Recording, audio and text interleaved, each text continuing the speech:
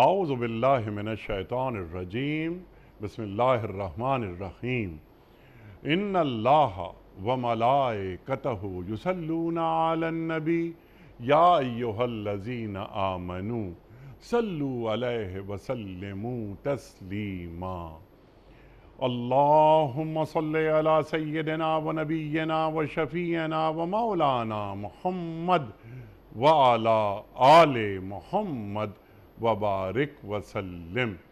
محترم خواتین و حضرات، السلام علیکم۔ پیام صبح کے ساتھ ایک بار پھر حاضر میں ہوں آپ کا میزبان انیق احمد۔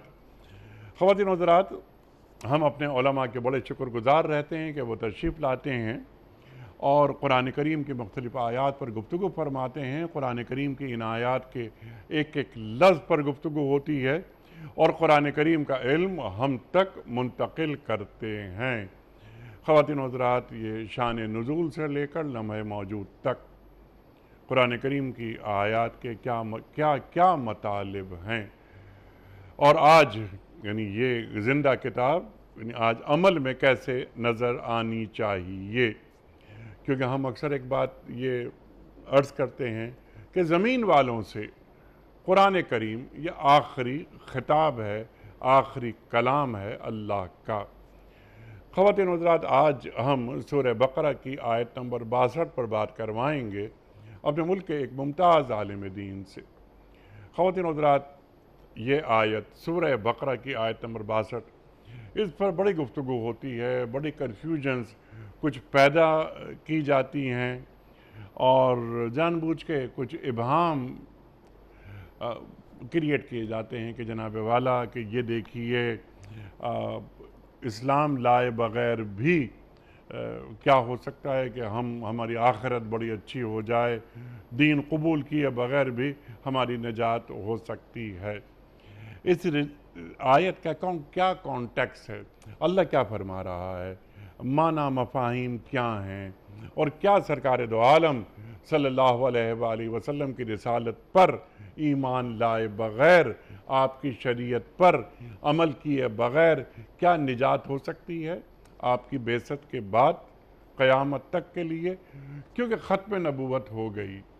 قیامت تک کے لیے سرکار دو عالم صلی اللہ علیہ وآلہ وسلم کی رسالت موجود رہے گی۔ خواتین و حضرات، بہت سے افراد نئی باتیں، نئی شکل، اشکالات جسے کہتے ہیں وہ پیش کرتے رہتے ہیں کہ یہ دیکھیے قرآن کریم کے معنی اصل میں یہ ہیں۔ قرآن کیا فرما رہا ہے کہ انی رسول اللہ الیکم جمیعا، اے میرے رسول صلی اللہ علیہ وآلہ وسلم آپ فرما دیجئے کہ میں تمام انسانیت کے لیے رسول بنا کر بھیجا گیا ہوں۔ خواتین و حضرات، یہ سورہ بقرہ کی آیت نمبر 62 پر ہم بات کروائیں گے اپنے ملک کے ایک ممتاز عالم دین سے جو کہ تشریف فرما ہے ہمارے ساتھ لاہور سے، محترم ڈاکٹر محمد حماد لکھوی صاحب۔ ڈاکٹر صاحب بہت ممنون، بڑا شکر گزار آپ تشریف لائے۔ خواتین و حضرات، ڈاکٹر صاحب ایک جانا مانا نام ہے ہمارے ملک کا، کون آپ سے واقف نہیں۔ آپ پڑھاتے ہیں پنجاب یونیورسٹی میں، ڈین ہیں اور پیام صبح کا لازمی جز آپ تشریف لاتے ہیں اور قرآن کریم کی تعلیم ہمیں دیتے ہیں۔ ڈاکٹر صاحب کو خوش آمدید کہتے ہوئے پروگرام کا آغاز اللہ تعالیٰ کے بابرکت نام سے۔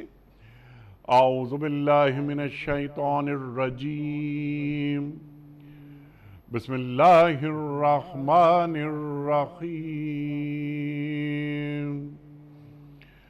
ان الذین آمنوا والذین هادوا والنصارى والصابئين من آمن بالله واليوم الآخر وعمل صالحا فلهم أجرهم عند ربهم ولا خوف عليهم ولا هم يحزنون صدق اللہ العظیم۔ یقین جانو کہ نبی عربی کو ماننے والے ہوں یا یہودی، عیسائی ہوں یا صابی، جو بھی اللہ اور روز آخر پر ایمان لائے گا اور نیک عمل کرے گا، اس کا اجر اس کے رب کے پاس ہے اور اس کے لیے کسی قسم کا خوف اور رنج کا موقع نہیں ہے۔ خواتین و حضرات، محترم ڈاکٹر حماد لکھوی صاحب کی خدمت میں اس سے پہلے کہ ہم رکھیں آج کے پروگرام کے حوالے سے پہلا سوال، کل کے پوچھے گئے سوال کا درست جواب اور آج کا سوال آپ کی خدمت میں۔ کل کا سوال ہمارا یہ تھا کہ غزوہ بدر میں مسلمانوں کے مقابلے میں کفار کی تعداد کتنی تھی؟ درست جواب 1000۔ آج کا سوال نوٹ فرما لیجئے۔ سرکار دو عالم صلی اللہ علیہ وآلہ وسلم کے دندان مبارک کس غزوے میں شہید ہوئے تھے؟ غزوہ بدر میں، غزوہ خیبر میں یا غزوہ احد میں؟ جو درست جواب آپ سمجھتے ہوں روانہ فرمائیے۔ ہمارے فون نمبرز ہیں 009221345270009۔ ہمارا دوسرا فون نمبر ہے 009221343000980۔ ہمارا ای میل ایڈریس ps@duniatv.tv۔ ہمارا واٹس ایپ کا نمبر ہے 0092321825019 ڈاکٹر صاحب ارشاد فرمائیے، سورہ بقرہ آیت نمبر 62، اللہ تعالیٰ کیا فرما رہا ہے؟ شان نزول کیا ہے؟ کس کانٹیکس میں یہ آیت نازل ہوئی؟ ذرا واضح کر دیجئے، کیونکہ بہت سارے اشکالات اس آیت کے حوالے سے لوگ پیدا کرتے ہیں۔ ارشاد۔ بسم اللہ الرحمن الرحیم۔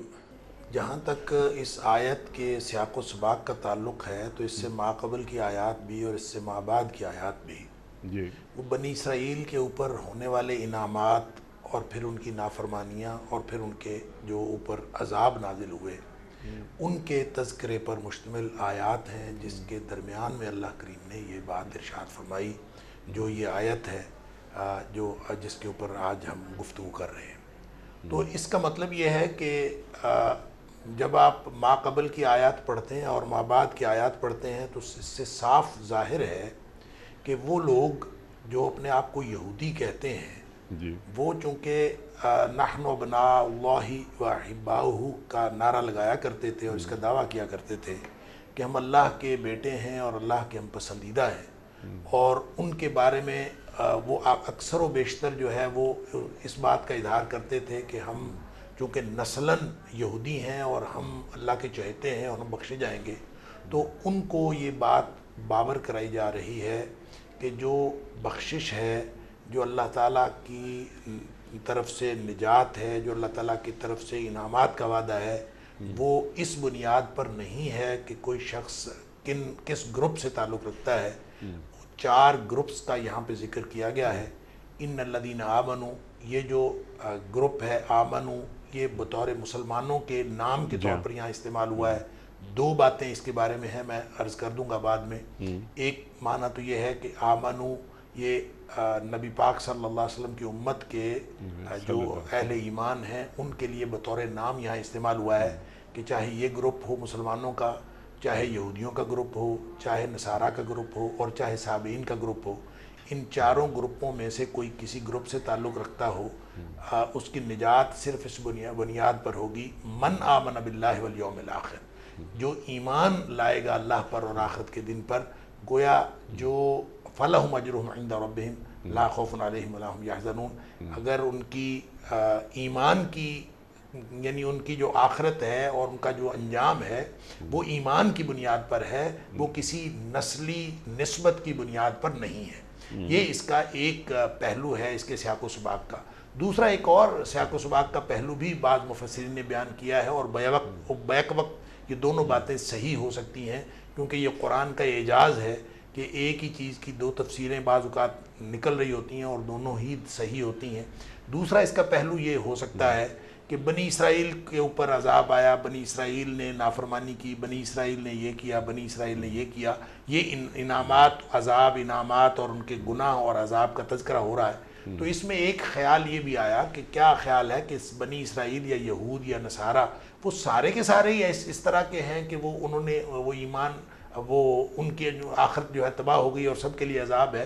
تو اس کے جواب میں یہ بات ارشاد فرمائی کہ ہر یہودی یا ہر عیسائی یا ہر صابی جو ہے وہ اس طرح کا نہیں ہے کہ اس کے اوپر اس کو جو ہے وہ عذاب ہی ہو، بلکہ ایسے بھی ہیں چاہے اہل ایمان میں سے ہوں، ان چاروں گروپس میں سے جس بھی گروپ سے تعلق رکھتے ہوں، اگر وہ ایمان لائیں، من آمن باللہ والیوم الآخر، جو بھی شخص اللہ پر اور آخرت کے دن پر ایمان لائے گا اس کے لیے پھر اجر مل جائے گا۔ اس کا مطلب یہ نہیں ہے کہ ایک گروپ کے سارے لوگ بخشے جائیں گے یا ایک گروپ کے سارے لوگ پکڑے جائیں گے، جو ان میں سے نیک لوگ ہوں گے، جو ایمان والے ہوں گے وہ بچ جائیں گے، اور جو لوگ بد کردار ہوں گے وہ پکڑے جائیں گے۔ لہٰذا ہر گروپ میں سے بخشے جانے والے گروپ بھی موجود ہوتے ہیں۔ یہ دوسرا پہلو ہے اس تفسیر کا، لیکن سیاق و سباق ایک ہی ہے، اور وہ یہ ہے کہ بنی اسرائیل کے اوپر جو انعامات ہوئے، پھر ان انعامات کی جو ناشکری انہوں نے کی، اور پھر ان کے جو عذابوں کا تذکرہ ہے، ان کی سزاؤں کا تذکرہ ہے، اس تذکرے کے دوران یہ بتانا مقصود ہے کہ جو آخرت ہے، انجام کار ہے، وہ ایمان پر جو ہے منحصر ہے، وہ کسی کی نسلی نسبت کے اوپر منحصر نہیں ہے۔ سبحان اللہ، سبحان اللہ، سبحان اللہ، سبحان اللہ۔ لیکن یہ جو آخری حصہ ہے اس آیت کا کہ فلا خوف علیہم ولا ہم یحزنون، یہ قرآن کریم میں کئی جگہ یہ آیت آئی ہے یا یہ الفاظ آئے ہیں، فمن تبع ہدایا فلا خوف علیہم ولا ہم یحزنون، الا ان اولیاء اللہ لا خوف علیہم ولا ہم یحزنون۔ ڈاکٹر صاحب ذرا اس کو واضح کر دیجئے کہ یہ جو اہل ایمان ہیں، یعنی ہم، پھر یہودی، مسیحی، صابی، ان سب کے نیک اعمال ایک جگہ اللہ تعالیٰ رکھ رہا ہے، ان کا اجر رب کے پاس ہے، اور انہیں کسی خوف کی اور کسی رنج کی کوئی گنجائش ان کے پاس نہیں ہے۔ تو اہل ایمان کے لیے جب فمن تبع ہدایہ کی بات ہوتی ہے تو وہ ہدایت جو اللہ کی جانب سے آتی ہے، اِنَّ هُدَى اللَّهِ هُوَ الْهُدَى، تو جب ہم اس ہدایت کی پیروی کرتے ہیں تو اللہ تعالیٰ ہمارے لیے فرماتا ہے کہ جس نے اس ہدایت کی اتباع کی اس کے لیے کوئی خوف نہیں ہے، کوئی رنج نہیں۔ لیکن یہاں وہی الفاظ اللہ ارشاد فرما رہا ہے کہ فلا خوف علیہم ولا ہم یحزنون۔ اس کو ذرا کھول دیجئے کہ اس میں اللہ کیا فرمانا چاہ رہا ہے، اور ہماری یعنی اہل ایمان کی، مومنوں کی اور غیر مومن کی کہ اعمال میں کیا فرق ہوتا ہے۔ اور جس طرح آپ نے بات کی یفسر القرآن بعدہ بعدا، قرآن کریم کو جب ہم دیکھتے ہیں تو کیا سرکار دو عالم صلی اللہ علیہ وآلہ وسلم پر ایمان ضروری نہیں ہے؟ ارشاد۔ دیکھیں، یہ جو آپ نے آخر پہ سوال کیا ہے یہ انتہائی اہم ہے، اور میں اس کا جواب بعد میں دیتا ہوں۔ پہلے میں یہ عرض کر دوں کہ جب چار گروپس کی یہاں پہ بات ہو رہی ہے، ایک کو یا ایھا الذین ان الذین آمنوا، وہ لوگ جو ایمان لائے، اور ایک وہ لوگ جو یہودی ہوئے، وہ لوگ جو مسیحی ہیں، یا وہ لوگ جو صابی ہیں۔ صابی ان میں سے عیسائی اور یہودی یہ تو بالکل کلیئر ہیں، اور جو صابی ہیں وہ ہر اس گروہ کو کہا جاتا تھا بنیادی طور پر، صابہ یسبو سے مراد ہے دین بدل لینے والا، اور کوئی شخص بھی جو دین بدل لیتا ہے وہ صابی کہلاتا تھا۔ اسی بنیاد پر بعض مشرکین نے نبی اکرم صلی اللہ علیہ وسلم اور آپ کے ساتھیوں کو بھی صابی کہا کہ انہوں نے گویا باپ دادا کا دین بدل لیا ہے، تو ان کو بھی صابی کہا جاتا تھا۔ ہر دین بدلنے والے کو صابی کہا جاتا تھا، لیکن اسپیسیفکلی یہ گروہ ایک ایسا گروہ تھا جس کے بارے میں کہا جاتا ہے کہ تاریخی طور پر کہ یہ بنیادی طور پر توحید پرست تھے، لیکن یہ بعد ازاں ستاروں کی تاثیر کے قائل ہو گئے اور ستاروں کے اندر کرشمہ مانتے تھے، اور بالآخر پھر یہ ستارہ پرست ہو گئے۔ تو وہ جو شام اور عراق کی سرحدوں کے پاس تھے تاریخی طور پر، اب یہ بعد میں ناپید ہو گئے، لیکن بہرحال یہ صابی ایک گروہ تھا جو ستارہ پرست تھا، اس وقت موجود تھا، یا پھر ہر وہ گروہ یا ہر وہ شخص جو اپنا دین بدل ڈالے وہ موجود تھا۔ اب بتایا ہی جا رہا ہے کہ جب نبی پاک صلی اللہ علیہ وآلہ وسلم سے پہلے عیسائی تھے، اس سے پہلے یہودی تھے، جب حضرت موسیٰ علیہ السلام کی شریعت آئی تو یہ اصل میں جو پوری کی پوری آیت ہے یہ ایک بیک گراؤنڈ کے اعتبار سے بتا رہی ہے کہ کوئی شخص بیک گراؤنڈ کے اعتبار سے یہودی ہو، بیک گراؤنڈ کے اعتبار سے مسیحی ہو، بیک گراؤنڈ کے اعتبار سے وہ مسلمانوں سے یا جو اس وقت ایسے لوگ جو مسلمان کہتے تھے ان کے گروپ سے تعلق رکھتا ہو، یا وہ سابی یعنی نئے دین بدلنے والوں سے تعلق رکھتا ہو، اس سے فرق نہیں پڑتا، لیکن انجام کار اس کا جو انحصار ہے وہ ایمان کے اوپر ہے۔ دیکھیں جب موسوی شریعت تھی، نبی پاک صلی اللہ علیہ وسلم سے ماقبل موسیٰ علیہ السلام کو ماننے والے مسلمان تھے، وہ ایمان والے تھے، اور جنہوں نے حضرت موسیٰ علیہ السلام کی شریعت کو مانا۔ اس کے بعد جب حضرت عیسیٰ علیہ السلام تشریف لے آئے تو جن لوگوں نے حضرت عیسیٰ علیہ السلام کی شریعت کو مان لیا وہ لوگ پھر اہل ایمان کہلائے، اور جنہوں نے حضرت عیسیٰ علیہ السلام کی شریعت کو نہیں مانا وہ لوگ کافر کہلائے، کیونکہ انہوں نے حضرت عیسیٰ علیہ السلام کی شریعت کو نہیں مانا۔ اس کے بعد نبی پاک صلی اللہ علیہ وسلم تشریف لے آئے۔ اب جو نبی پاک صلی اللہ علیہ وسلم تشریف لے آئے تو اب وہ لوگ جو حضرت عیسیٰ علیہ السلام کو، حضرت موسیٰ علیہ السلام کو مانتے ہیں لیکن نبی پاک صلی اللہ علیہ وسلم پر ایمان نہیں رکھتے، اب یہ لوگ جو ہے کافر کہلائیں گے جب تک یہ نبی کریم صلی اللہ علیہ وسلم پر ایمان نہ رکھیں۔ لہٰذا اس طرح کوئی نیا گروپ بنے، کوئی نیا دین بدلنے والا ہو، ہر شخص جو ہے وہ ایک ترتیب کے ساتھ ہے، جو اپنے موسیٰ علیہ السلام کے دور میں جو لوگ مسلمان تھے وہ اس دور کے مسلمان تھے، جو حضرت عیسیٰ علیہ السلام کے دور مسلمان تھے وہ اس دور کے مسلمان تھے، اور جو نبی اکرم صلی اللہ علیہ وآلہ وسلم کے دور میں آئیں گے تو یہ لوگ جب تک نبی پاک اب ایمان کی تشریح یہ ہوگی جب حضرت موسیٰ علیہ السلام موجود تھے، حضرت عیسیٰ علیہ السلام اور نبی اکرم صلی اللہ علیہ وسلم تشریف نہیں لائے تھے، تو ایمان کی تشریح یہ تھی من آمن باللہ والیوم الآخر، اس کی تشریح یہ تھی کہ وہ موسیٰ علیہ السلام پر ایمان رکھتا ہو۔ جب حضرت عیسیٰ علیہ السلام تشریف لے آئے تو پھر اس وقت تشریح یہ ہوگی کہ وہ عیسیٰ علیہ السلام کو مانتا ہو، اور جب نبی اکرم صلی اللہ علیہ وسلم تشریف لے آئے تو اب ایمان کی تشریح ہی اس کے علاوہ نہیں ہے کہ وہ نبی اکرم صلی اللہ علیہ وسلم کو مانتا ہو، اس کے بغیر وہ جنت میں نہیں جا سکتا، اس کے بغیر اس کے پر لا خوف علیہم ولا ہم یحزنون کا اطلاق نہیں ہوتا۔ اب آ جائیے، میں اس کی طرف بعد میں دوبارہ پھر آتا ہوں کہ نبی پاک صلی اللہ علیہ وسلم پر ایمان لانا کیوں ضروری ہے، کیونکہ نبی پاک صلی اللہ علیہ وسلم، میں ابھی مکمل کر لوں کہ نبی کریم صلی اللہ علیہ وسلم پر جو ایمان ہے، یہاں پہ جو اشکال ڈالا گیا وہ اشکال یہ ڈالا گیا کہ یہاں پہ ایمان باللہ اور ایمان بالآخرت کا تذکرہ ہے، ایمان بالرسالہ کا تو ذکر ہی نہیں ہے۔ لہذا جو شخص چاہے یہودی ہو، چاہے وہ کسی گروپ سے تعلق رکھتا ہو، اگر وہ صرف جو ہے وہ اپنے آپ کو آخرت پر اور اللہ پر ایمان لائے گا تو وہ بخشا جائے گا، نبی پاک صلی اللہ علیہ وسلم کے اوپر ایمان لانا ضروری نہیں ہے۔ یہ اشکال ایک تو اس وجہ سے غلط ہے کہ ایمان کی ڈیفینیشن ہی نبی اکرم صلی اللہ علیہ وسلم کے اوپر ایمان کے بغیر مکمل نہیں ہوتی۔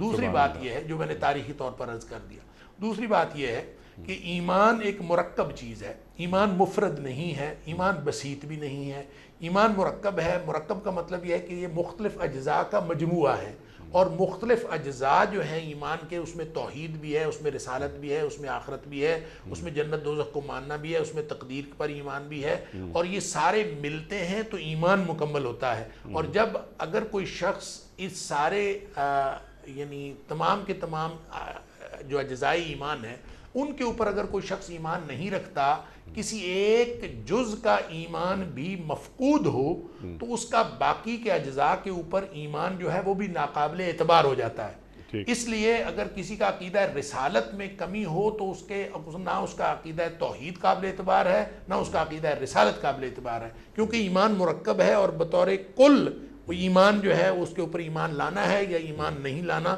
کسی اجزاء کو ہم آپس میں تقسیم کر کے، ٹکڑوں میں تقسیم کر کے ہم ایسا نہیں کر سکتے، اور یہ ممکن نہیں ہے کہ کوئی شخص ایک پر ایمان لائے اور دوسرے پر ایمان نہ لائے، سب پر ایمان لانا ضروری ہے۔ دوسری بات یہ ہے کہ قرآن میں جہاں کہیں ایمان کا ذکر ہوا ہے تو کہیں تو تمام کے تمام اجزاء کا بطور کل ذکر آ گیا، ہر جگہ پہ، یعنی اس میں اللہ پر ایمان بھی، اللہ کے رسول صلی اللہ علیہ وسلم پر ایمان بھی، رسالت پر ایمان بھی، اور عقیدہ آخرت بھی، یہ بھی بیان ہو گیا۔ کہیں پہ کسی ایک جز کو ذکر کر کے پورا کا پورا کل مراد لیا جاتا ہے۔ لہٰذا یہاں پہ اگر نبی پاک صلی اللہ علیہ وسلم پر ایمان کا تذکرہ نہیں ہے تو اس کا یہ مطلب ہرگز نہیں کہ جہاں ایک جز موجود ہو یا 2 جز موجود ہوں تو باقی اجزاء موجود نہیں ہوتے. ایمان ان اجزاء کے بغیر مکمل ہی نہیں ہوتا. میں مثال کے طور پر سورہ حدید کی آیت نمبر 28 کا تذکرہ کرتا ہوں جس میں صرف نبی پاک صلی اللہ علیہ وسلم پر ایمان کا ذکر ہے. یا ایھا الذین آمنوا اتقوا اللہ وآمنوا برسولہ، اے ایمان والو اللہ سے ڈرو اور اس کے رسول پر ایمان لاؤ. یہاں نہ اللہ کے پر ایمان کا ذکر ہے، نہ عقیدہ آخرت کا ذکر ہے، کسی چیز کا ذکر نہیں ہے، صرف اور صرف اللہ کے رسول صلی اللہ علیہ وسلم پر ایمان کا ذکر ہے. تو کیا اس کا مطلب یہ ہوگا کہ کوئی شخص صرف نبی پاک صلی اللہ علیہ وسلم پر ایمان لے آئے، نہ اللہ پر ایمان لائے، نہ آخرت پر ایمان لائے، نہ کسی چیز پر ایمان لائے، پھر بھی وہ مومن ہوگا؟ یقیناً ایسا نہیں ہو سکتا.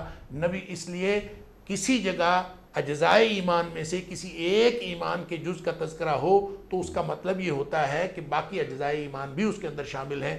یہاں ایک تو بات یہ کہ نبی پاک صلی اللہ علیہ وسلم پر ایمان کا ذکر یا رسالت پر ایمان کا ذکر نہ بھی ہو تو ایمان کی تشریح، ایمان کی تفصیل، ایمان کی ڈیٹیل مکمل نہیں ہوتی جب تک اس میں نبی اکرم صلی اللہ علیہ وسلم پر ایمان نہیں ہے.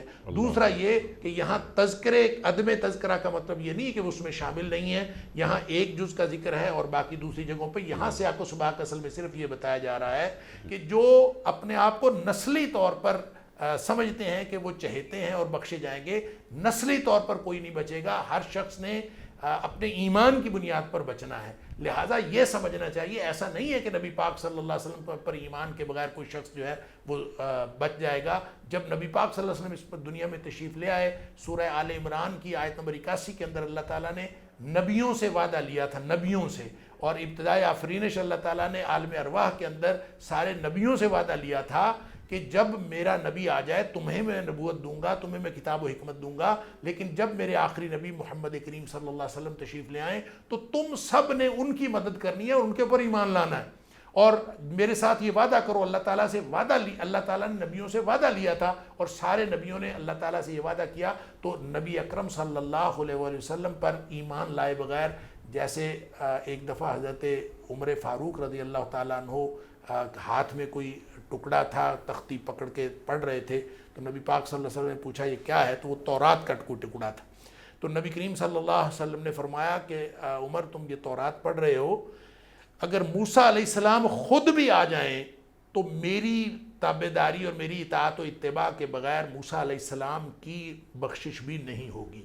تو گویا نبی پاک صلی اللہ علیہ وآلہ وسلم کی اطاعت و اتباع کے بغیر، آپ پر ایمان رکھے بغیر کوئی ایمان مکمل نہیں ہوتا اور ایمان کی کوئی ڈیفینیشن مکمل نہیں ہوتی. سبحان اللہ، سبحان اللہ. ڈاکٹر صاحب جو بات آپ نے فرمائی، اسی ذیل میں بس ایک فقرہ، اس کے بعد ہم آگے بڑھتے ہیں کہ وہ وعدے جو انبیاء کرتے ہیں ان وعدوں کا ایفا امتیوں پر فرض ہوتا ہے. ٹھیک ہے ڈاکٹر صاحب؟ ماشاءاللہ، بالکل درست. ٹھیک ہے نا سر؟ اچھا، تو وہ وعدے جو موسیٰ علیہ السلام نے کیے، وہ وعدے جو مسیح علیہ السلام نے کیے، تمام انبیاء نے کیے، ان کے امتیوں کے لیے ضروری ہے کہ وہ یہ دیکھیں کہ سرکار دو عالم صلی اللہ علیہ وآلہ وسلم کا ذکر کس کس انداز میں انہوں نے فرمایا.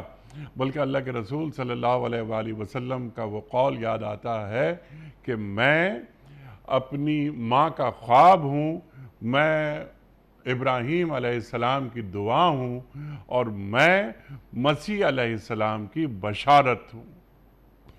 تو مسیح علیہ السلام بشارت دے رہے ہیں. اچھا، اس ذیل میں ایک سوال اور ذہن میں آتا ہے. آج ایک غلغلہ ہے، نئی نئی باتیں لائی جاتی ہیں نا، تاکہ لوگوں کو، خاص طور پر جو نوجوان ہیں، انہیں کنفیوز کیا جائے. وحدت ادیان.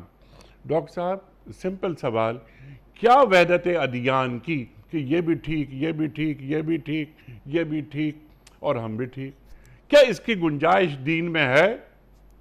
دیکھیں جی، اس بات کی تو گنجائش ویسے ہی ختم ہو جاتی ہے. اس کی وجہ یہ ہے کہ نبی پاک صلی اللہ علیہ وآلہ وسلم کو اللہ تعالیٰ نے دین کا جو فائنل ورژن ہے جی ہاں، وہ دے کے بھیجا ہے. اور نبی پاک صلی اللہ علیہ وآلہ وسلم نے جس دین کو ہمارے پاس متعارف کروایا ہے، ان الدین عند اللہ الاسلام، بنیادی طور پر دین اسلام جو ہے وہ اللہ کا دین ہے، اور اللہ نے دین اسلام پسند کیا ہے.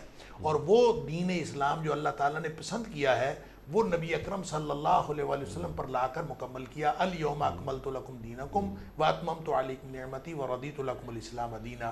اب نبی اکرم صلی اللہ علیہ وآلہ وسلم کے اوپر لا کے اس دین کو مکمل کیا۔ فرمایا اکمال بھی ہے اور اتمام بھی ہے۔ اکمال ہوتا ہے کوئی اگر کمی ہو جس میں تو وہ پوری ہو جائے تو وہ اکمال ہو جاتا ہے، اور جو جس میں کوئی چلتا جاری سلسلہ ختم ہو جائے، مکمل ہو کے رک جائے، اس کو اتمام کہتے ہیں۔ فرمایا اکملت لکم دینکم، اگر کمی تھی تو وہ بھی مکمل ہو گئی۔ اس کی تشریح دوسری حدیث میں آتی ہے جو بخاری شریف کے اندر، یہ تو قرآن پاک کی آیت ہے، بخاری شریف کے اندر اس کی تشریح آتی ہے کہ نبی پاک صلی اللہ علیہ وسلم نے فرمایا میری اور دوسرے انبیاء کی مثال ایسے ہے جیسے کسی شخص نے گھر بنایا اور بہت خوبصورت گھر بنایا، لیکن اس میں ایک اینٹ کی جگہ خالی چھوڑی، اور لوگ آتے تھے اور آ کے حیران ہوتے تھے کتنا اچھا محل ہے لیکن ایک اینٹ کی جگہ خالی ہے، کاش یہ بھی نہ ہوتی۔ نبی پاک صلی اللہ علیہ وسلم نے فرمایا کہ نبوت کے محل میں وہ آخری اینٹ میں ہوں، جب میں آ گیا فختمت الانبیاء، اس کے بعد نبوت کا سلسلہ مکمل ہو گیا۔ گویا محل دین کا مکمل ہو ہی نہیں سکتا جب تک اس میں نبی اکرم صلی اللہ علیہ وسلم موجود نہ ہو، لہٰذا دین کا وہ ورشن اب سارے کا سارا دین نبی اکرم صلی اللہ علیہ وآلہ وسلم کی ذات میں سمٹ گیا، کیونکہ اللہ نے فرمایا کہ قل ان کنتم تحبون اللہ فاتبعونی یحببکم اللہ۔ اے حبیب صلی اللہ علیہ وسلم ان کو فرما دیجئے کہ اگر تم اللہ سے محبت رکھتے ہو تو تمہیں میری اتباع کرنی پڑے گی، میری اتباع کرو گے تو اللہ محبت کرنا شروع کر دے گا۔ اتباع بھی نبی پاک صلی اللہ علیہ وسلم کی، اور اطاعت جو اللہ کی ہو سکتی تھی، فرمایا وَمَن يُطِعِ الرَّسُولَ فَقَدْ أَطَاعَ اللَّهَ، جو اللہ کے رسول صلی اللہ علیہ وسلم کی اطاعت کر لے وہ ایسے ہے جیسے اس نے میری اطاعت کر لی۔ گویا اطاعت بھی نبی پاک صلی اللہ علیہ وسلم کی، اتباع بھی نبی پاک صلی اللہ علیہ وسلم کی، دین کی اتھارٹی نبی اکرم صلی اللہ علیہ وسلم۔ آپ ہاں فرما دیں تو دین ہے، آپ نہ فرما دیں تو دین ہے، آپ اگر خاموش رہیں تو وہ بھی دین ہے۔ اب گویا جو وحدت ادیان کہنے والے ہیں ان کو یہ سمجھ آنی چاہیے کہ دنیا میں اگر کوئی وحدت کی بنیاد ہو سکتی ہے تو وہ صرف اور صرف نبی اکرم صلی اللہ علیہ وسلم کی ذات اقدس ہے۔ اتحاد کی بنیاد ہو سکتی ہے تو نبی پاک صلی اللہ علیہ وسلم کی ذات اقدس ہے۔ نبی کریم صلی اللہ علیہ وسلم کی ذات اقدس کو نکال کے آپ اگر کسی اور وحدت کا تذکرہ کرتے ہیں کہ سارے دین جو ہیں وہ ایک ہی ہیں اور سارے دین اکٹھے ہیں، یہودی بھی جنت میں جائیں گے، عیسائی بھی جنت میں جائیں گے، سب جنت میں جائیں گے، تو پھر نبی اکرم صلی اللہ علیہ وسلم کو بھیجنے کا تو مقصد ہی ختم ہو گیا، آپ کی بعثت کا تو مقصد ہی ختم ہو گیا۔ لہٰذا وہ جو کچھ یہاں اس آیت کے اندر فرمایا گیا ہے یہ بیک گراؤنڈ کے اعتبار سے ہے، بیک گراؤنڈ سے کے اعتبار سے کوئی شخص کسی گروپ سے بھی تعلق رکھتا ہو لیکن اس کو عملاً جو ہے ایمان کے تقاضے پورے کرنے پڑیں گے، اور ایمان کے تقاضوں میں سب سے بڑا تقاضا یہ ہے وہ ہے نبی اکرم صلی اللہ علیہ وسلم پر ایمان رکھنا۔ اگر کوئی شخص نبی پاک صلی اللہ علیہ وسلم پر ایمان نہیں رکھتا تو اس کا کوئی بھی ایمان مکمل نہیں ہوتا۔ اللہ کا تعارف کرنے والے نبی پاک صلی اللہ علیہ وسلم ہیں، اس کو دین کی تفصیلات بتانے والے نبی کریم صلی اللہ علیہ وسلم ہیں، لہٰذا وحدت ادیان کا کوئی اور مطلب نہیں ہے سوائے اس کے کہ کوئی سب لوگ مل کے نبی پاک صلی اللہ علیہ وآلہ وسلم کی لائی ہوئی ہدایت کے تابع ہو جائیں، علاوہ ازیں اس کا کوئی مقصد نہیں ہے۔ باقی تو لوگوں نے اپنے طور پہ اپنی سیٹسفیکشن کے لیے چیزیں بنائی ہوئی ہیں، اس آیت سے قطعاً یہ مفہوم نہیں نکلتا۔ اللہ اکبر۔ اچھا ڈاکٹر صاحب، جو اس آیت میں سورہ بقرہ کی آیت نمبر 62 میں جیسا کہ پہلے بھی بات ہوئی کہ وَلَا خَوْفٌ عَلَيْهِمْ وَلَا هُمْ يَحْزَنُونَ، جو اللہ پر ایمان لا رہے ہیں اور جو یوم آخرت پر ایمان لا رہے ہیں ان کا اجر اللہ تعالیٰ کے پاس ہے، جس میں مسلمان، یہودی، عیسائی اور سابی یہ چاروں شامل ہیں۔ مسلمان کو بھی اس میں شامل کر دیا گیا کہ جو اللہ پر ایمان رکھتا ہے وہ اللہ کے رسول صلی اللہ علیہ وسلم کی رسالت پر اور آپ کی ختم نبوت پر ایمان رکھتا ہے اور یوم آخرت پر ایمان رکھتا ہے۔ اس کے ساتھ ساتھ یہ سابی، یہودی اور مسیحی، انہیں بھی آخرت میں کوئی یعنی وَلَا خَوْفٌ عَلَيْهِمْ وَلَا هُمْ يَحْزَنُونَ، انہیں بھی کوئی خوف نہیں ہوگا، کوئی حزن نہیں ہوگا، اس کے کیا معنی ہے؟ اس کا معنی یہ ہے کہ وہ جو پہلے آپ نے بھی حوالہ دیا کہ فمن تابع ہدایا فلا خوف علیہم ولا ہم یحزنون، اصل میں قرآن جو ہے وہ اپنی تفسیر خود کرتا ہے، اور وہ یہ ہے کہ جب اللہ کا قرآن آ گیا اور ہدایت آ گئی، نبی پاک صلی اللہ علیہ وسلم کے ذریعے سے یہ قرآن نازل ہو گیا، تو اب لا خوف علیہم ولا ہم یحزنون میں ہر وہ شخص شامل ہے جو نبی پاک صلی اللہ علیہ وسلم کی لائی ہوئی ہدایت کو تسلیم کرے، نبی پاک صلی اللہ علیہ وسلم کی لائی ہوئی ہدایت پر عمل کرے۔ اگر نبی پاک صلی اللہ علیہ وسلم کی ہدایت کی اتباع کرے گا تو پھر لا خوف علیہم ولا هم یحزنون ہوگا، چاہے وہ صابی ہو، چاہے وہ یہودی ہو، چاہے وہ عیسائی ہو۔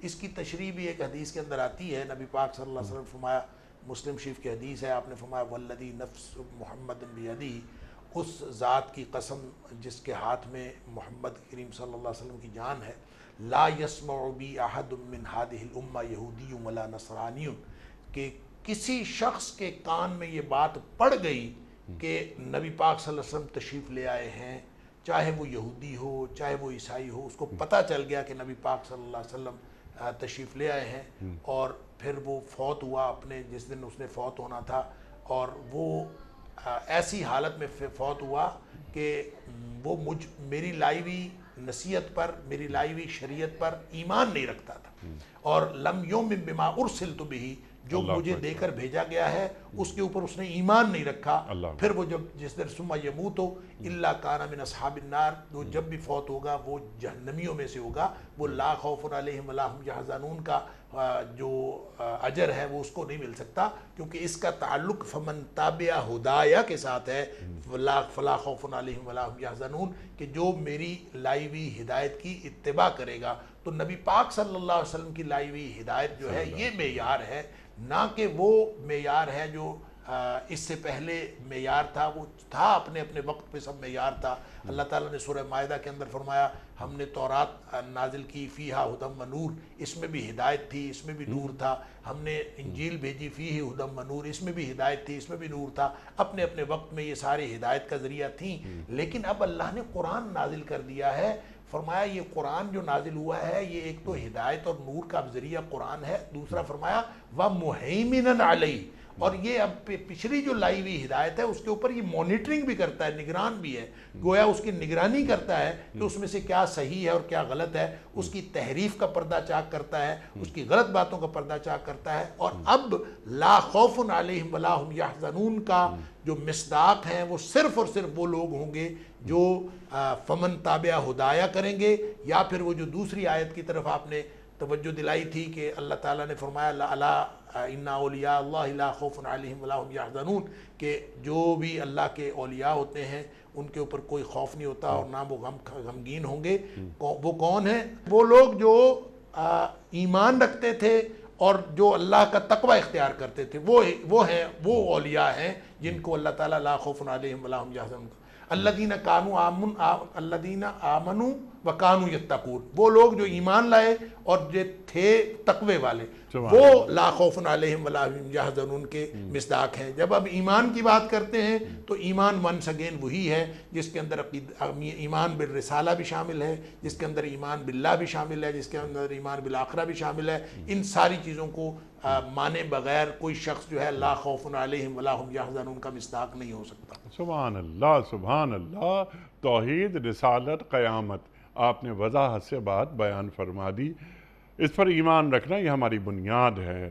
اچھا ڈاکٹر صاحب، ایک بات جو درمیان میں آپ یہ فرما رہے تھے، اس ذہن میں ایک بات تو ذہن میں یہ آتی ہے کہ قرآن کریم کی کسی ایک آیت کو لے کر نتیجے تک نہیں پہنچا جا سکتا، کہ ایک آیت یہ اٹھائی اور اس پر بیٹھ کے فوراً فیصلے دے دیے، لیکن قرآن کریم جو بالتفصیل جو بتاتا ہے پوری انسانیت کے لیے ہے قرآن کریم ہدی للناس، تو اس کو دیکھا جائے، اس پر عمل کیا جائے۔ آپ نے یہ بات بالکل کلیئر کر دی۔ اچھا ڈاکٹر صاحب، کیونکہ وقت اب ختم ہو رہا ہے پروگرام کا، میں چاہتا ہوں 2-4 سوالات ضرور رکھ لوں آپ کی خدمت میں تاکہ آپ سے سیکھا جائے۔ ایک ہے امت دعوت اور ایک ہے امت اجابت۔ یہ کس ذیل میں بات میں کر رہا ہوں؟ ابھی آپ نے بات فرمائی بڑی اہم، کہ اللہ کے رسول فرما رہے ہیں صلی اللہ علیہ وآلہ وسلم کہ وہ کوئی یہودی ہو یا کوئی مسیحی ہو، اگر اس کے کان میں یعنی میرا پیغام پہنچ گیا، میرا ذکر اس کے سامنے ہو گیا، تو اس کے لیے ضروری ہے کہ وہ مجھ پر ایمان لائے۔ یہ اللہ کے رسول فرما رہے ہیں صلی اللہ علیہ وآلہ وسلم۔ اس فرمان رسول کریم صلی اللہ علیہ وآلہ وسلم کی روشنی میں اور سرکار دو عالم صلی اللہ علیہ وآلہ وسلم کی آمد، آپ کی بعثت، آپ کی ختم نبوت، یہ جو غیر مسلم ہیں، کیا یہ بھی امت محمدیہ صلی اللہ علیہ وآلہ وسلم کا حصہ ہیں۔ فرق ہم میں اور ان میں ایک ہی ہے کہ ہم امت اجابت ہیں اور یہ امت دعوت۔ ڈاکٹر صاحب جی بالکل ایسا ہی ہے۔ دیکھیں تاریخی طور پر جیسے میں نے پہلے عرض کیا کہ جب نبی پاک صلی اللہ علیہ وسلم اس دنیا میں تشریف لے آئے تو اب پوری دنیا پر نہیں بلکہ پوری کائنات پر نبوت و رسالت صرف نبی اکرم صلی اللہ علیہ وسلم کی ہے۔ جو اللہ تعالیٰ نے قرآن میں فرمایا تبارک الذی نزل الفرقان علی عبدہ لیکون للعالمین نذیرا، کہ آپ سارے جہانوں کو ڈرانے والے بن جائیں، یا فرمایا قل یا ایھا الناس انی رسول اللہ الیکم جمیعا، اے کائنات کے لوگوں میں تم سب کی طرف اللہ کا رسول ہوں، یا اس طرح کی جتنی بھی وما ارسلناک الا کافۃ للناس، ہم نے آپ کو تمام انسانیت کے لیے بھیجا۔ یہ اس کی بہترین تشریح مسلم شریف کی وہ حدیث ہے جس میں نبی پاک صلی اللہ علیہ وسلم نے فرمایا فضلت علی الانبیاء بست، مجھے 6 باتوں میں انبیاء کے اوپر، دیگر انبیاء کے اوپر فضیلت دی گئی۔ اگرچہ بہت سارے امتیازات ہیں نبی پاک صلی اللہ علیہ وسلم کے، لیکن اس حدیث میں 6 باتوں کا تذکرہ ہے۔ اس میں ایک بات جو نبی کریم صلی اللہ علیہ وسلم فرمائی، آپ نے فرمایا ارسلت الی الخلق کافہ، مجھے ساری مخلوقات کا رسول بنا کے بھیجا گیا ہے۔ اب اس کا مطلب یہ ہے ایک اللہ کی ذات ہے، باقی ساری کائنات مخلوق ہے، اور جب اللہ کی ذات کے علاوہ ساری کائنات کے گویا ارسلت الی الخلق کافہ کا مطلب یہ ہے کہ نبی پاک صلی اللہ علیہ وسلم صرف انسانوں کے نبی نہیں، نبی پاک صلی اللہ علیہ وسلم صرف زمین والوں کے نبی نہیں، نبی پاک صلی اللہ علیہ وسلم آسمان والوں کے بھی ہیں، نبی کریم صلی اللہ علیہ وسلم پہلے لوگوں کے بھی ہیں، بعد والوں کے بھی ہیں۔ جتنی مخلوقات ہیں، جتنی اللہ کی ذات کے علاوہ مخلوقات ہیں، سب کے نبی ارسلت الی الخلق کافہ۔ جب سب کے نبی نبی اکرم صلی اللہ علیہ وآلہ وسلم ہیں تو پھر اس کے بعد گنجائش کیا رہ جاتی ہے کہ کوئی شخص جو ہے وہ نبی کریم صلی اللہ علیہ وآلہ وسلم کی امت سے باہر ہو جائے۔ فرق صرف اتنا ہے کہ کچھ لوگ ہیں جنہوں نے نبی کریم صلی اللہ علیہ وسلم کی بات مان لی ہے، اور کچھ لوگ ایسے ہیں جنہوں نے نبی پاک صلی اللہ علیہ وسلم کی بات نہیں مانی ہیں۔ سارے ہی نبی کریم صلی اللہ علیہ وسلم کی امت، لیکن ایک قسم جنہوں نے نہیں بات مانی وہ امت دعوت ہیں، اور جنہوں نے بات مان لی ہے وہ امت اجابت ہیں۔ لہٰذا ہم سب کو، جتنے بھی ہم امت اجابت ہیں نبی اکرم صلی اللہ علیہ وسلم پر ایمان رکھنے والے، ہم سب کے لیے حکم یہ ہے کہ ہم نبی کریم صلی اللہ علیہ وآلہ وسلم کی اس امت کے اندر، امت اجابت کے اندر اضافہ کرنے والے بنے۔ ہم امت دعوت کو مزید دعوت دیتے ہوئے ان کو امت اجابت بنانے کی کوشش کریں، نہ کہ ہم ان کو اپنے سے دور کرنے کی کوشش کریں۔ سبحان اللہ، سبحان اللہ۔ یہ ایک ذمہ داری ہمارا دین ہم پر عائد کرتا ہے۔ اس آیت کی روشنی میں کیا اچھی بات آپ نے فرمائی ڈاکٹر صاحب کہ یہ اس آیت کی روشنی میں ہمارا دین ہم پر یہ ذمہ داری عائد کر رہا ہے کہ ہم امت اجابت ہیں، تو امت دعوت کی جو تعداد ہے نا اس کو کم کرنے کی کوشش کریں، یعنی اسلام کے دائرے میں انہیں لایا جائے، انہیں بتایا جائے، یعنی ایک دلائل کے ساتھ کہ جناب والا آپ اپنے رسولوں کی باتوں کو تسلیم کرتے ہیں؟ ہاں ہم کرتے ہیں۔ وہ یقیناً یہ کہیں گے تو یہ ہم نہیں کہہ رہے، یہ تمہارے رسول فرما رہے ہیں، یعنی موسیٰ علیہ السلام اور مسیح علیہ السلام سرکار دو عالم صلی اللہ علیہ وآلہ وسلم کے تعلق سے۔ تو سمپل بات ہے کہ تم اگر دین قبول کرتے ہو، دین صرف ایک ہے، ان الدین عند اللہ الاسلام، تو تم تبدیل مذہب نہیں کر رہے بلکہ تکمیل مذہب کر رہے ہو، تو خدا را اپنے رسولوں کی باتوں پر ایمان لاؤ اور انہیں قبول کرو۔ اس آیت کے تحت اہل ایمان کی ذمہ داری اور اہل کتاب کی ذمہ داری ڈاکٹر صاحب۔ دیکھیں میں نے عرض کر دیا جو ہماری ذمہ داری ہے، ہم تو نبی اکرم صلی اللہ علیہ وسلم، دیکھیں دین اسلام صرف وہ ہے جس پر مدینے والے کی مہر ہے۔ مدینے والے کی مہر نہیں ہے تو وہ دین اسلام نہیں ہے۔ دین اسلام کو مانے وَمَن يَبْتَغِ غَيْرَ الْإِسْلَامِ دِينًا فَلَن يُقْبَلَ مِنْهُ، جو اسلام کے علاوہ اور کوئی چیز قبول مانگے گا، تلاش کرے گا، وہ قبول نہیں کیا جائے گا۔ ہماری ذمہ داری یہ ہے کہ ہم اللہ کے رسول صلی اللہ علیہ وسلم کے دین کو لے کر ہر اس شخص تک پہنچے جو اہل کتاب میں سے ہو، غیر اہل کتاب میں سے ہو، جو بھی نبی پاک صلی اللہ علیہ وسلم کی امت کا ہے، چاہے امت دعوت ہے چاہے امت اجابت ہے، ہم نبی پاک صلی اللہ علیہ وسلم کی امت اجابت میں اضافہ کرنے والے بنے.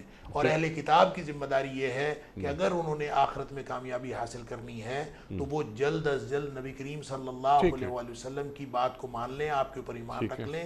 اگر وہ ایمان رکھ لیں گے تو وہ امت اجابت میں آ جائیں گے، اور انشاءاللہ اس طرح یہ امت اجابت یہ واقعتاً وہ امت بن جائے گی یہ دین کو مطلوب ہے، یہ دین کو مطلوب ہے. لیکن اس کا جو روڈ میپ ہے وہ ڈاکٹر صاحب کیا ہوگا؟ یہ تو ایک آپ نے ایک خیال یہ آپ نے جو کہ دین کو ہم سے مطلوب ہے کہ لوگوں کو حلقہ بگوش اسلام کرنا، لیکن اس کا ایک طریقہ ہے نا.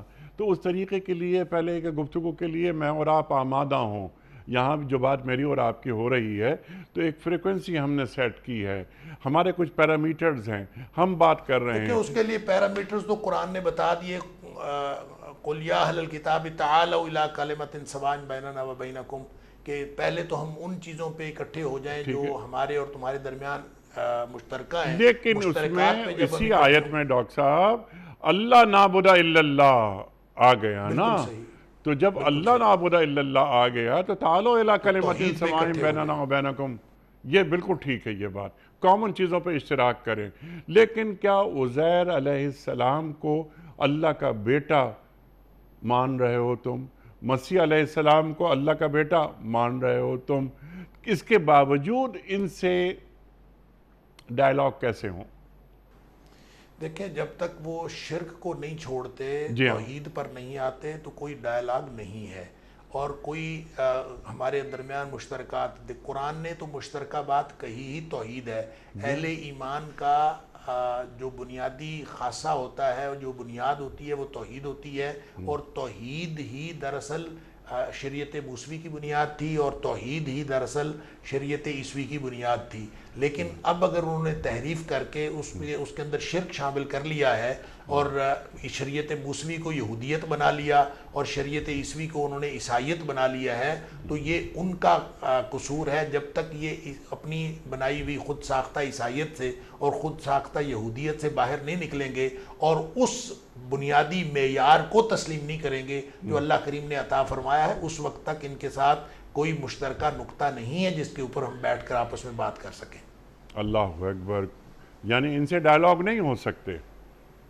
ڈائلاگ ہو سکتے ہیں تو توحید پہ ہو سکتے ہیں. اللہ نعبد الا اللہ.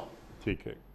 سبحان اللہ سبحان اللہ سبحان اللہ سبحان اللہ. لیکن ایک جسے ہم کہتے ہیں نا ایک اچھی اردو میں کہ وہ پرامن بقائے باہمی، کہ جو کامن چیزیں ہماری اور تمہاری، اگر تم شرک کو نہیں چھوڑ رہے لیکن انسانوں کی طرح جینا تو ہمیں اور آپ کو سیکھ لینا چاہیے. اس صورت میں ہم ابراہیم علیہ السلام کے اسوے سے کیا مدد لے سکتے ہیں؟ حالانکہ ابراہیم علیہ السلام بھی یعنی توحید توحید توحید توحید کی بات ہی کرتے رہے. لیکن کیونکہ ابراہیم علیہ السلام کو یہودی بھی مسیحی بھی ہم یعنی بائنڈنگ فورس ابراہیم علیہ السلام کو کیسے بنائیں؟ اور اللہ تعالیٰ دو اسووں کا ذکر کر رہا ہے قرآن کریم میں. ایک اسوہ رسول کریم صلی اللہ علیہ وآلہ وسلم کا اور دوسرا اسوہ ابراہیم علیہ السلام کا. ارشاد فرمائیے اور آج کے پروگرام کو کنکلوڈ کر دیجئے. دیکھیں، ابراہیم علیہ السلام کے اسوے کی تو وضاحت کر دی اللہ تعالیٰ نے سورہ ممتحنہ کے اندر کہ حضرت ابراہیم علیہ السلام کا اسوہ یہ ہے کہ انہوں نے چھوڑ دیا تھا ہر اس شخص کو جو اللہ کی بندگی نہیں کرتا تھا، اور بتوں کی پوجا کو اور غیر اللہ کی پوجا کو چھوڑ دیا اور غیر اللہ کو پوجنے والوں کو چھوڑ دیا. لہٰذا یہ جو ولا اور برا کا مسئلہ ہے کہ ہر وہ شخص جو اللہ کو مانتا ہے، جو اللہ کا ہے وہ ہمارا ہے، اور جو اللہ کا نہیں ہے وہ ہمارا بھی نہیں ہے.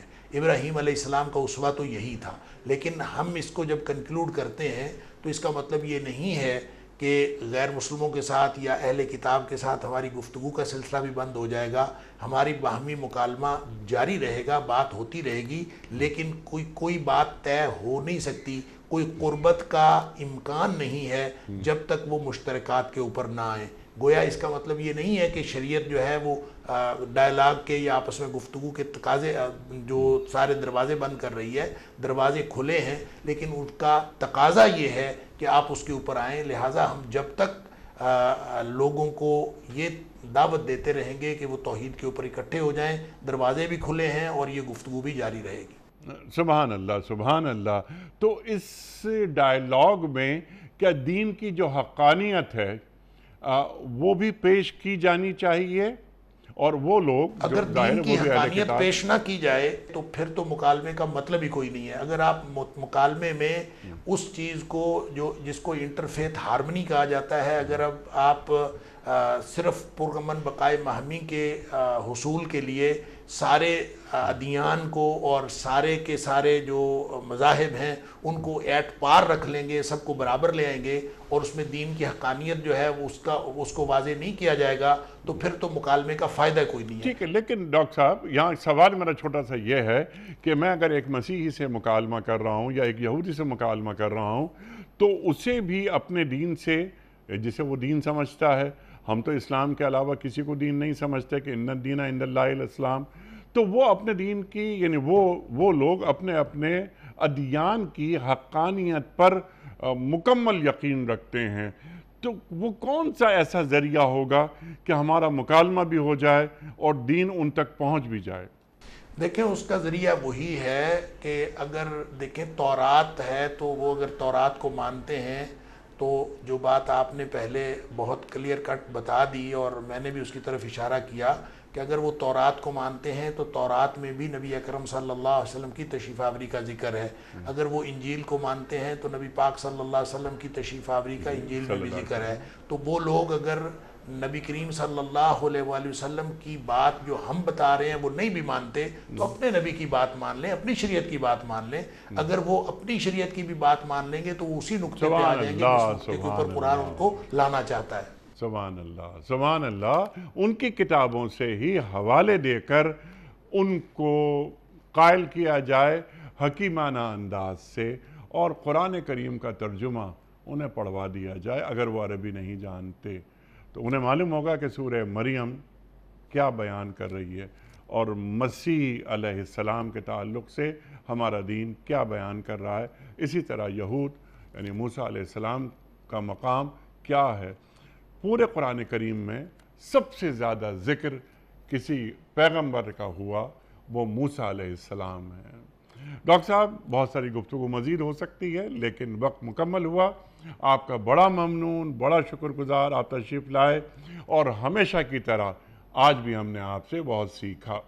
اللہ تعالیٰ سے یہ دعا ہے کہ اللہ تعالیٰ ہمارے علماء کو سلامت رکھے، دین سے ہمیں قریب کرتے ہیں. اور یہ بہت اہم نکات آج ڈاکٹر صاحب نے اٹھائے اور ایک ایک بات پر، ایک ایک نقطے پر تفصیلی گفتگو عطا فرمائی. کوئز. کل کا سوال ہمارا یہ تھا کہ غزوہ بدر میں مسلمانوں کے مقابلے میں کفار کی تعداد کتنی تھی؟ درست جواب 1000. آج کا سوال یہ ہے کہ سرکار دو عالم صلی اللہ علیہ وآلہ وسلم کے دندان مبارک کس غزوے میں شہید ہوئے تھے؟ غزوہ بدر میں یا غزوہ خیبر میں یا غزوہ احد میں؟ جو درست جواب آپ سمجھتے ہوں روانہ فرمائیے. ہمارے فون نمبرز ہیں 0092213452709. ہمارا دوسرا فون نمبر ہے 009221343000980. ہمارا ای میل ایڈریس ps@dunyatv.tv. ہمارا واٹس ایپ کا نمبر ہے 009232182509194. خواتین و حضرات وقت ہے قرآن دازی کا. کراچی میں کوئی مہمان نہیں میرا، ڈاکٹر صاحب لاہور میں تشریف فرما ہے تو یہ ڈاکٹر صاحب کا کام مجھے کرنا پڑ رہا ہے. کراچی سے محمد وحید خان صاحب کراچی سے آپ کی خدمت میں دنیا ٹی وی کی جانب سے دینی کتب پر مشتمل گفٹ ہیمپر آپ کے گھر بذریعہ کوریئر روانہ کیا جا رہا ہے. آپ کو بہت بہت مبارک ہو. پیام صبح کا اختتام ہوتا ہے روزانہ ایک قول پر اور وہ قول ہوتا ہے صاحب نہج البلاغہ امیر المومنین حضرت علی مرتضیٰ करम अल्लाह वजहू का। आप फरमाते हैं हिकमत एक दरख्त है जो दिल में पैदा होता है और ज़बान पर फल लाता है। सुभान अल्लाह, सुभान अल्लाह। हिकमत एक दरख्त है जो दिल में पैदा होता है और ज़बान पर फल लाता है। अल्लाहु अकबर। अपने मेज़बान अनीक अहमद को कल तक के लिए इजाज़त दीजिए। खुदा हाफ़िज़।